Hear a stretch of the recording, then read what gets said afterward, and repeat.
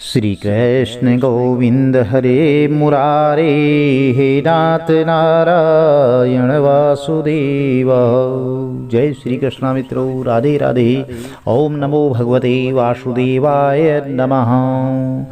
प्रिय भक्तजनों, आज की वीडियो में एकादशी व्रत कथा श्रवण करने जा रहे हैं, जो कि भगवान श्री हरि विष्णु को समर्पित होती है।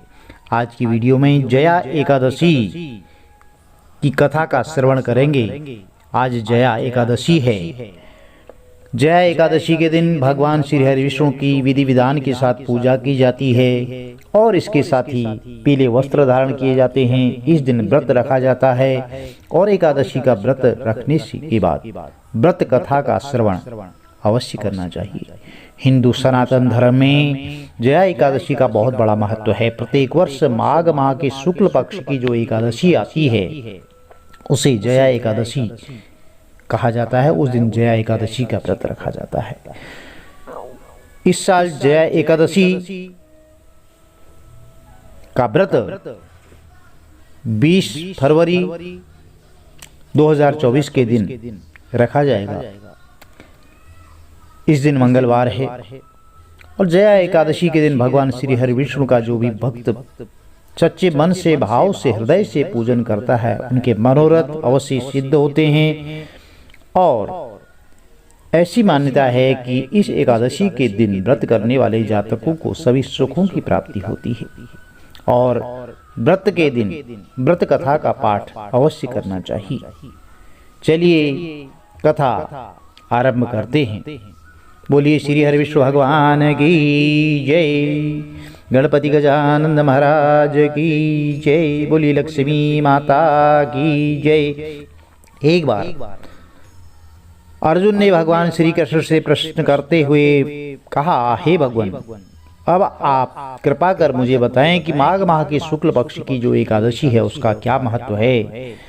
माघ माह के शुक्ल पक्ष की एकादशी में किस देवता की पूजा करनी चाहिए और इस एकादशी का व्रत करने की क्या कथा है, उसके करने से किस फल की प्राप्ति होती है, शीघ्र ही मुझे बताएं।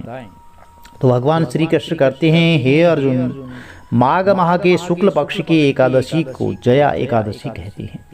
इस दिन उपवास रखने से मनुष्य, भूत, प्रेत, पिशाच आदि की योनि से उसको छुटकारा मिल जाता है और इस दिन विधि पूर्वक उपवास करना चाहिए। अब मैं तुम्हें जया एकादशी व्रत की कथा कहता हूँ।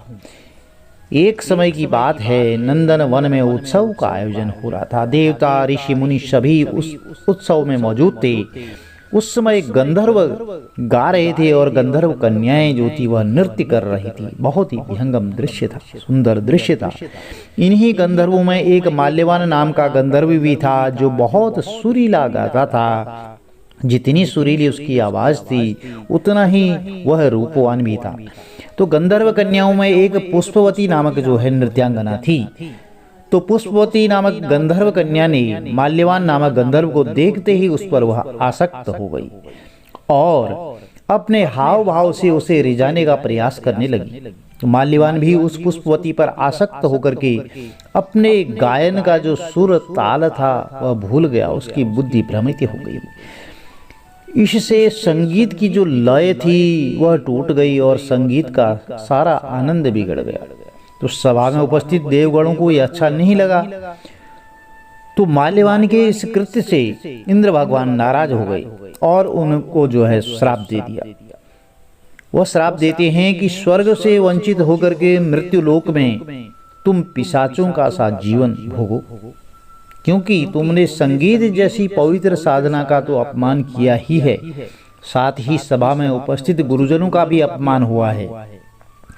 इंद्र भगवान के श्राप के प्रभाव से दोनों पृथ्वी पर हिमालय पर्वत के जंगल में पिशाचों का जीवन व्यतीत करने लगे। अब पिशाची जीवन बहुत ही कष्टदायक था। दोनों बहुत दुखी थे। तो एक बार माघ माह के शुक्ल पक्ष की जया एकादशी के दिन संयोगवश दोनों ने कुछ भी भोजन नहीं किया और न ही कोई पाप कर्म किया। उस दिन मात्र फल फूल खाकर के ही पूरा दिन व्यतीत किया।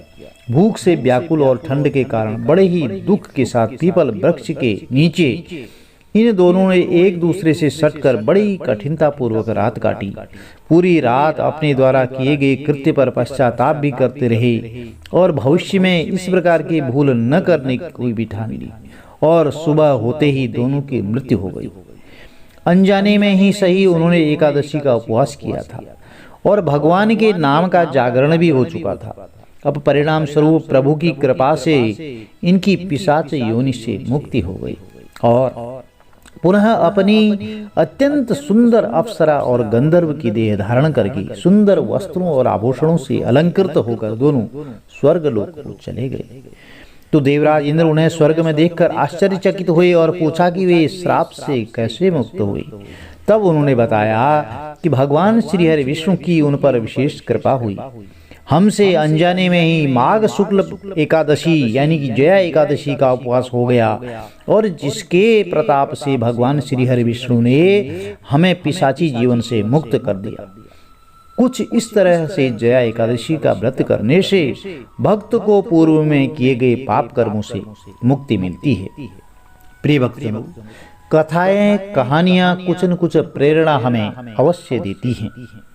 इस कहानी से, इस कथा से भी हमें प्रेरणा लेनी चाहिए कि हम जो भी कर्म करते रहें, करते आए हुए हैं और कर रहे हैं, उसमें अपना संपूर्ण न्यौछावर कर दें, सर्वशक्ति लगा दें उसमें कि जो भी कार्य कर रहे हैं तन मन से करें तो वह कार्य जो है बहुत ही अच्छा हो जाता है। जैसे कि आप भोजन बना रहे हैं, अच्छे भाव से भोजन बनाएंगे, मन से भोजन बनाएंगे, हृदय से भोजन बनाएंगे तो जो सुविचार होते हैं, जो पॉजिटिविटी होती है, जो सकारात्मक ऊर्जा होती है, वह उस भोजन के माध्यम से जो भी लोग ग्रहण करते हैं उन सब तक पहुंचती है और सबके मन मस्तिष्क में अच्छे विचार आते हैं। वाणी में सरस्वती का वास होता है, मिठास होता है, जिससे आपके सारे जो बिगड़ते हुए काम भी होते हैं वह अपने आप बनते हुए चले जाते हैं, क्योंकि आपकी वाणी में सरस्वती का वास हो चुका होता है। प्रिय भक्तजनों, यदि यह कथा कहानी आपको अच्छी लगी तो चैनल को लाइक कीजिए, शेयर कीजिए, सब्सक्राइब कीजिए, साथ में बेल आइकन अवश्य प्रेस कर दीजिए, जिससे कि आने वाले वीडियोज की नोटिफिकेशन, कथाओं की नोटिफिकेशन आपको ठीक समय पर मिलती रहे। इस चैनल के माध्यम से आपको वर्ष भर की कथा कहानियाँ सुनाई जाती हैं। हर हर महादेव, जय माता दी। श्री हरि विष्णु भगवान आपके कुटुंब में सदैव आशीर्वाद बनाए रखें, आपके घर में सुख समृद्धि और माता लक्ष्मी का सदैव वास हो। जय माता दी। आपका दिन शुभ हो।